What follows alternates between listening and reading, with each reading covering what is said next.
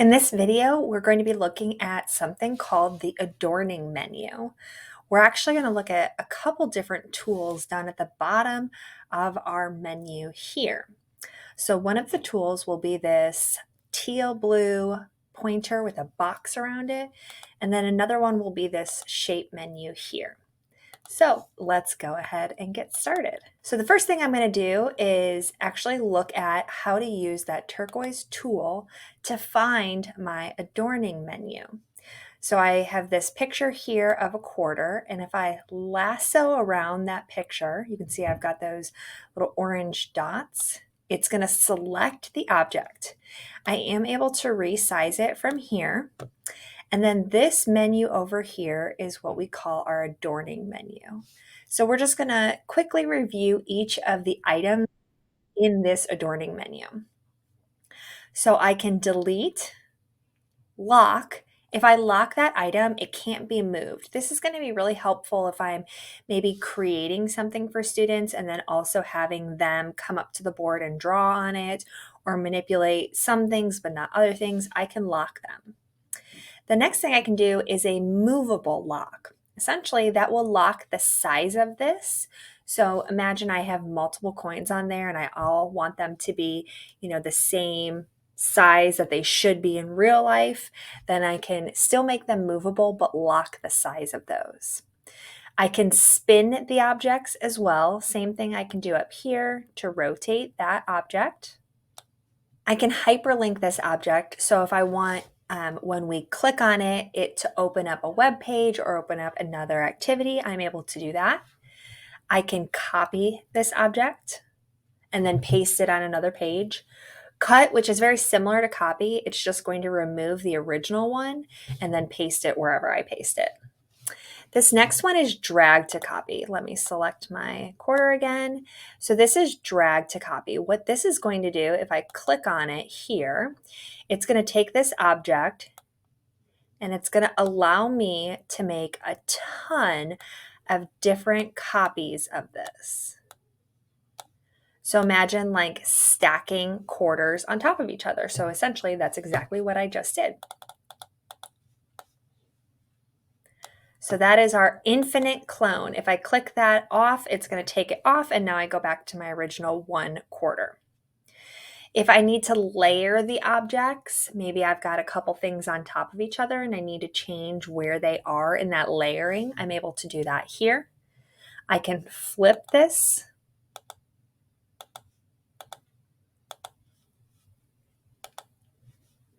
I can also mirror the object. So it's going to create that copy and then also mirror it on the other side. I can save the object as a picture.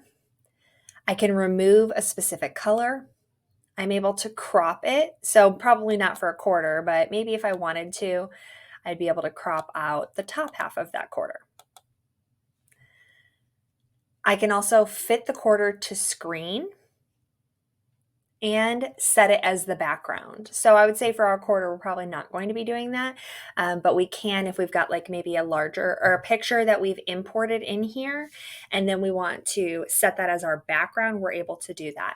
Keep in mind that if I copy a picture from a Google image search, I can just paste that image into my whiteboard and it's going to come in just fine. So that would be really helpful if I did have a background that I wanted to set on this page. So that's our adorning menu with clip art images. Now we're going to look at the adorning menu with shapes. So I'm first going to select my shapes. I can obviously go through the default shapes here, which would be our square, circle, and triangle. Or if I tap on it twice, I'm going to get all of the shapes that I have as an option here.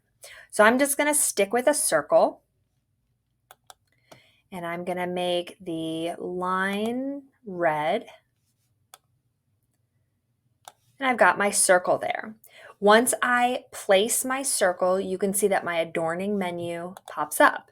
However, if I've already put something on there and I want the adorning menu to come back, I'm going to click on the turquoise cursor, draw my lasso, and then I'll be able to select that object. So you can see we have a lot of the same options here that we did on the last one. So I'm just going to cover the options that we didn't see the last time. So one of them right here is these 3 lines. That is actually going to be the thickness of the border on that shape. Next, we have opacity, so that's going to be the transparency. So if I want this to be more like a highlighter, I'm able to do that. We'll see that in just a second. If I wanted to change the color from red to yellow, I can do that. I can also fill this. I'm going to fill it with yellow, and then I'm going to come back to my opacity, and I'm going to turn it down just a little. And now when I move this, it's almost like a highlighter. So you can see I still have that bright yellow on the outside, but then I have the highlight yellow on the inside there. I can still flip and mirror this. I can also show the measurements, divide it into segments.